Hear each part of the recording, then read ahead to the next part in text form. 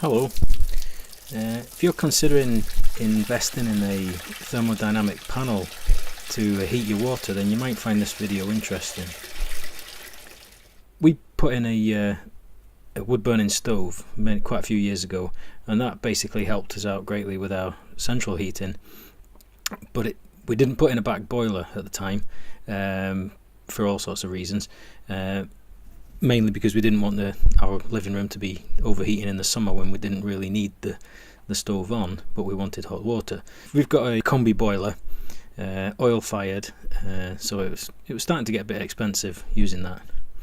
But the stove allowed us to basically not use our central heating that much, keeping doors open through the house, allowed the heat from the stove just to keep the chill off the house, and we only needed a little top up of heating from the central heating once in a while.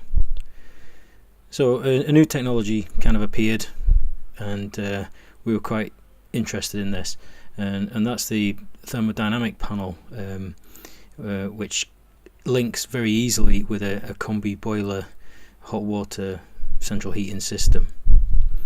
This diagram shows the basic setup of what we've put in our house. It's a single panel, compressor, pressurized cylinder, which is 200 litres, but only about 160, 170 litres of that is usable hot water. The very bottom part of the tank is cold water as it feeds in.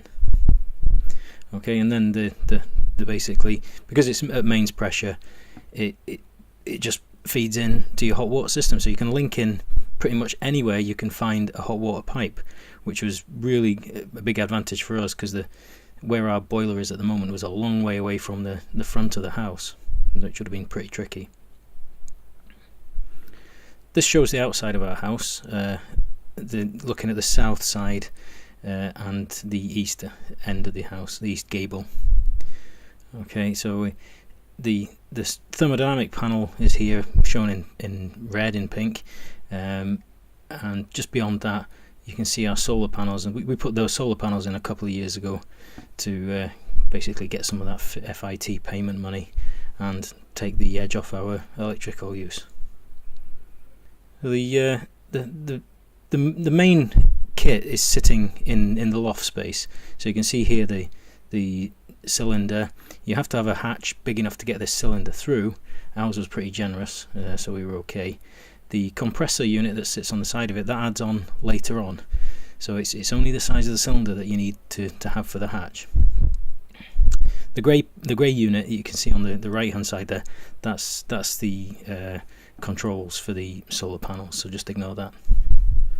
The blue vessel in the background on the left, though, that is the expansion tank that goes with the new cylinder, and above that we have the valves for disabling the hot water if you need to.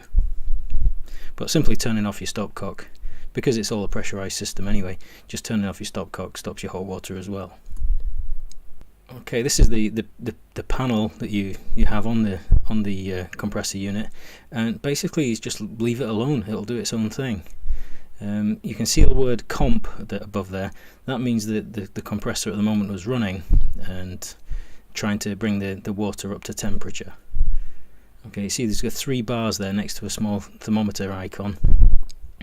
Once it gets to 4 bars, that's the water reached its 52 degrees temperature. Ours is set at 52 degrees. There is an anti-Legionella switch, and this can be used for that purpose. If you intend leaving the system alone for a good couple of weeks, then you should really purge it with the anti-Legionella. It brings it just up to a higher temperature, just to kill off any bugs. But the Legionella switch can also be used as a boost, which is pretty handy. So if you drained the whole tank, if you had a lot of people all taking baths and showers in one day, then you may need to actually force the tank to fill using a standard using a standard heating element, and that's what the Legionella system's for. You can use it as a boost. Problem is the system's in the loft, so you have to go up into the loft to put the anti-Legionella switch on. But it switches itself off automatically when it gets up to temperature. So that's really all there is to do. You basically install this, hook it up to cold and hot water feeds, and you're up and running. And I've done a couple of time-lapse things here so you can see what happens to the actual panel. When you start running a tap and the compressor goes on, the coolant in the system gets pumped through the panel, and immediately on a winter's day, as this was filmed, you start to see everything starting to freeze up, and this is exactly what's supposed to happen. It's kind of bizarre, but it's pretty cool. You see the droplets initially freeze, and then as the coolant is pumped around over time, the rest of the panel starts to frost over. So you can see that happening in these little clips here. Okay, once the compressor has stopped running, it starts to thaw out again, and your panel goes back to being black. These were filmed on a day when the external temperature was just 3 degrees centigrade. Humidity was pretty high, that's why there's quite a lot of frost showing up. So there's a lot of moisture in the air. It was very damp days, and there's a lot of stuff around which will kind of condense on the panels and then freeze. But for initial impressions are extremely good. We've only had the system in for 4 days now, but already I'm extremely impressed, and we're looking forward to kind of seeing how much impact this has on our oil use. We're instead of having our boiler trying to heat the water every twice a day for 3 or 4 hours at a time, it's switched off. There's only a compressor running once in a while, basically the same kind of usage as a fridge. It kind of depends on the outside temperature how fast the system is going to fill up completely with hot water.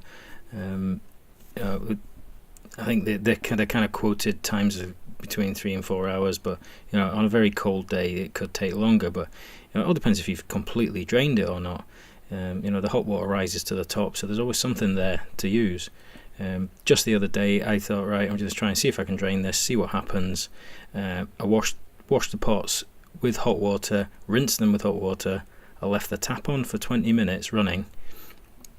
I then gave up on that and went and filled a bath as well, and there was still plenty of hot water after that.